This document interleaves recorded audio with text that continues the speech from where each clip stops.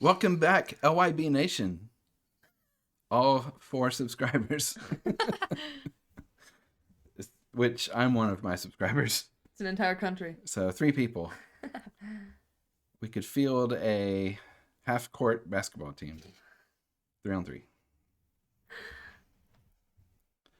Today we're going to be looking at Jimmy V's ESPY speech, which I've heard many, many, many times. I haven't. Any times. Any times, right? And you don't even know who Jimmy V is, do you? Nope. All right. Well, I'm not going to give you any backstory. I'll just say he's a person. That's really helpful. Okay. I will tell you, when he gave this speech, he was dying of cancer. So, not like on stage. I mean, I guess technically he was, but he didn't have long to live. So, what you're saying is I'm probably going to cry. No. Okay. No. It's not in HD, so. He's not dying in HD. He's not dying with all 1080 pixels, so. It's definitely like 360 or 280 or. Well. It's 64-bit. This is filmed on a Nintendo 64. He's a little dot.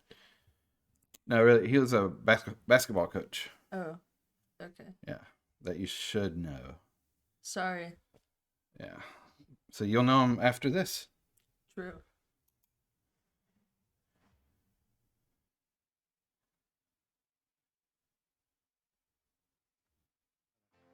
Oh, there we go.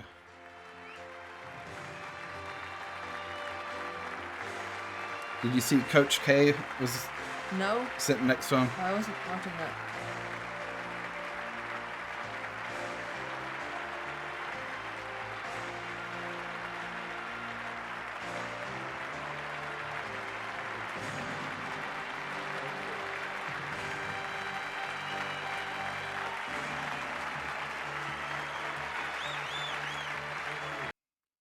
It's like how could you tell anybody was on TV back then, right?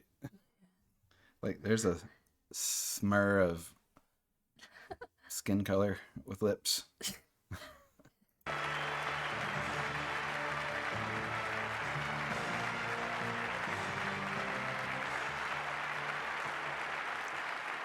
Pause it.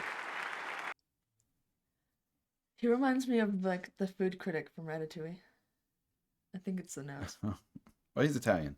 Oh, okay, that makes sense. Yeah. Thank you. Thank you. He's crying already. Thank you very much. Thank you.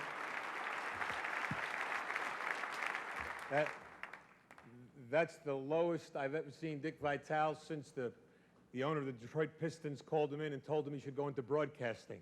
Right? I can't tell you what an honor it is to even be mentioned in the same breath with an Arthur Ashe. This is something I certainly... You know who Arthur Ashe is? Nope. He was a tennis player that died of AIDS. Oh. So this was in '93. ESPN started this ESPY award thing. Okay. Or at least they started the Arthur Ashe Courage Award.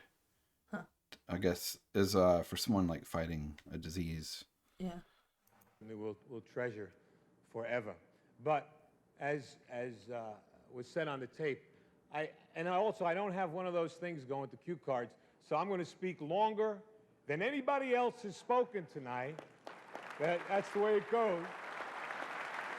Time is very precious to me. I don't know how much I have left, and I have some things that I would like to say. Hopefully, at the end, I'll have something that will be important to other people too. But I can't help it. Now when I'm fighting cancer, everybody knows that. And people ask me all the time about how you go through your life and how's your day. And nothing has changed for me. As Dick said, I'm a very emotional, passionate man. I can't help it. That's being the son of Rocco and Angelina Valvano. That just comes with the territory, right? We hug, we kiss, we love. And when people say to me, how do you get through life or each day, it's the same thing. To me, there are 3 things we all should do every day. If we do this every day of our life, you're going to have, what a wonderful, number 1 is laugh. you should laugh every day. Number 2 is think. You should spend some time in thought. And number 3 is you should have your emotions moved to tears. Could be happiness or joy. But think about it. If you laugh, you think, and you cry, that's a full day. That's a heck of a day. You do that 7 days a week, you're going to have something special. And so I can't help. I rode on the plane up today with Mike Krzyzewski, my good friend and a wonderful coach. What people don't realize, he's a 10 times better person than he is a coach, and we know he's a great coach. He's meant a lot to me in these last 5 or 6 months of my battle. But when I look at Mike, I think we competed against each other as players. I coached against him for 15 years, and I always have to think about what's important in life is to think, to me, of 3 things: where you started, where you are, and where you're going to be. Those are the 3 things that I try and do every day. And, you know, when I think about getting up and giving a speech, I can't help it. I have to remember the first speech I ever gave. I was coaching at Rutgers University. That was my first job. That's wonderful. And I was the freshman coach. That's when freshmen played on freshman teams. And I was so fired. So, Jimmy V was coach at NC State. Mm-hmm. 83 national championship. He's like a legend around here. That's why he knows Coach K. Like, when he said, and Coach K played and coached at Army, and Jimmy V came from Iona, and they actually played and coached against each other up there, and then down here at Duke and NC State. And so yeah, back in the day, like colleges had a freshman team, kind of like JV, and then a sophomore through senior team. So when he talks about coaching the freshman team, it was just a little different back then. Yeah. My first job. That's wonderful. And I was the freshman coach. That's when freshmen played on freshman teams. And I was so fired up about my first job. I see Lou Holtz, Coach Holtz here. What was it like the first job you had, right? The very first time you stood in the locker room to give a pep talk. That's a special place, the locker room, for a coach to give a talk. So my idol as a coach was Vince Lombardi. And I read this book called Commitment to Excellence by Vince Lombardi. And in the book, Lombardi talked about the first time he spoke before his Green Bay Packer team in a locker room. They were perennial losers. And I'm reading this, and Lombardi said he was thinking, should it be a long talk, a short talk? But he wanted to be emotional. He said, be brief. And this is what he did. Normally you get in a locker room, 25 minutes, a half hour before the team takes the field. You do your little X and O's, and then you give the great Newt Rockney talk. We all do. Speech number 84. You pull them right out. You get ready. Get your squad ready. Well, this is the first one I ever gave. And I read this thing, Lombardi, what he said was he didn't go in. He waited. His team was wondering, where is he? Where is this great coach? He's not there. 10 minutes. He's still not there. 3 minutes before they have to take the field, Lombardi comes in, bangs the door open, and I think you all remember what great presence he had, right? Great presence. And he walked in, and he just walked back and forth like this, just staring at the players. And he said, all eyes on me. And I'm reading this in this book, and I'm getting a picture of this Lombardi before his first game. And he said, gentlemen, we will be successful this year.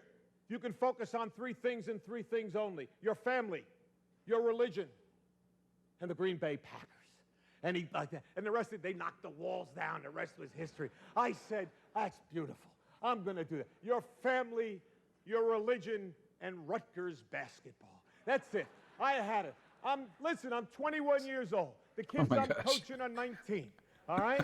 And I'm going to be the greatest coach in the world, the next Lombardi. And I'm ready. And I'm practicing out right beside the locker room. The manager's telling me, you got to go in. Not yet. Family, religion, Rutgers basketball. All eyes on me. I got it. And now finally he said, 3 minutes. I said, fine. True story. I go to knock the doors open, just like Lombardi. Boom! They didn't open. I almost broke my arm. I was like, it was when it didn't open. Now I'm down. The players are looking. Coach, help the coach up. Help him up. And now I did like Lombardi. I walked back and forth, right? And I was going like that with my arm, get the feeling back in it. And finally I said, gentlemen, all eyes on me. And these kids wanted to play. They're 19. Let's go. I said, gentlemen, we'll be successful this year if you can focus on 3 things and 3 things only. They said, yeah. I said, your family, your religion, and the Green Bay Packers, I told them. I did that. I remember that. I remember where I came from. It's so important to know where you are. And I know where I am right now.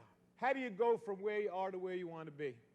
And I think you have to have an enthusiasm for life. You have to have a dream, a goal, and you have to be willing to work for it.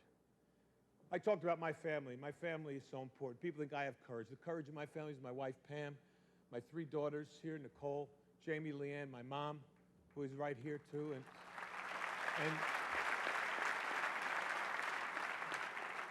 and that screen is flashing up there 30 seconds like I care about that screen right now, huh? I got tumors all over my body. I'm worried about some guy in the back going 30 seconds, huh? You got a lot. Hey, phenomenal, buddy. You got a lot. All right, kidding me? I just got one last thing. I urge all of you, to enjoy your life, the precious moments you have, to spend each day with some laughter and some thought, to get your emotions going, to be enthusiastic every day. And Ralph Waldo Emerson said, nothing great can be accomplished without enthusiasm, to keep your dreams alive in spite of problems, whatever you have, to be able to work hard for your dreams to come true, become a reality. Now I look at where I am now, and I know what I want to do. What I would like to be able to do is to spend whatever time I have left and to give and maybe some hope to others. All right? Arthur Ashe Foundation is a wonderful thing. And AIDS, the amount of money pouring in for AIDS is not enough, but it is significant. But if I told you it's 10 times the amount that goes in for cancer research, I also tell you that 500,000 people will die this year of cancer. And I also tell you that 1 in every 4 will be afflicted with this disease. And yet, for somehow, we seem to have put it in a little bit of the background. I want to bring it back on the front table. We need your help. I need your help. We need money for research. It may not save my life. It may save my children's lives. It may save someone you love. And it's very important. And ESPN has been so kind to support me in this endeavor and allow me to announce tonight that with ESPN's support, which means what? Their money and their dollars, that they're helping me, we are starting the Jimmy V Foundation for Cancer Research.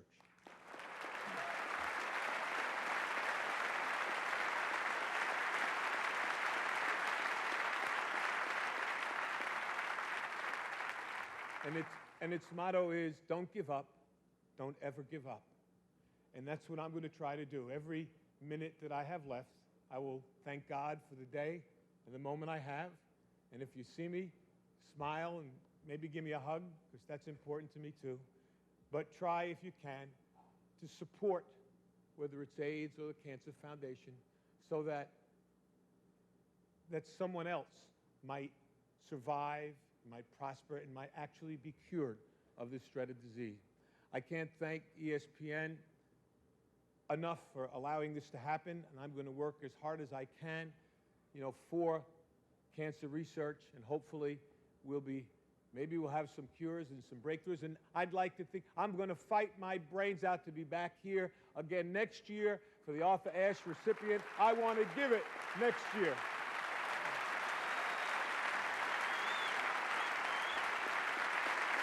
I know I've got to go. I've got to go, and I've got one last thing. I've said it before, and I'm going to say it again. Cancer can take away all my physical abilities. It cannot touch my mind, it cannot touch my heart, and it cannot touch my soul. And those 3 things are going to carry on forever. I thank you, and God bless you all.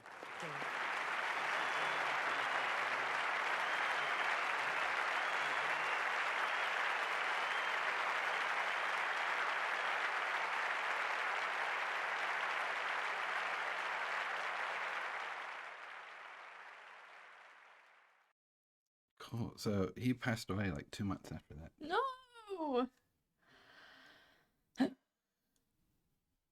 Yeah. He and Coach K became like best friends. Yeah. It's a good speech though, right?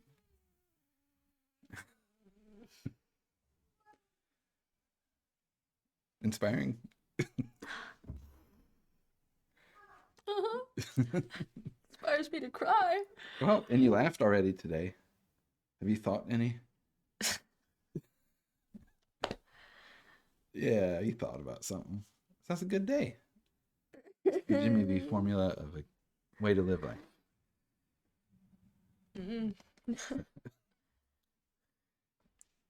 I want to show something. Oh. She has an NC State shirt on. Coincidence? Uh-oh. Now I messed the camera up. There's no coming back. Oh yeah, we can take the headphones off now. Ah, I felt my brain boggling inside my skull. Well, thank you for watching. I'll put a link to this video in the below. And in the below. In the below. Sounds scary. What's it called in Stranger Things? The beneath or something. In the beneath. And a link to the V Foundation if you would like to contribute money. And I wonder how much money they've raised. It's a lot. Because it has to be. I bet it's like $1 billion or something. That's a lot. Yeah. I'll put that in the below also. I keep looking at the microphone instead of the camera. Oh, rookie over here. Anyway, thanks for watching. And go check out one of our other videos. And if you have a request, put it in the comments. Wait, if you look at the camera, then they can see our voice. Or if you look at the microphone. If you can see voices, put that in the comments. I'll block you. No, I was kidding. See you, everyone. All right. Love you, bro.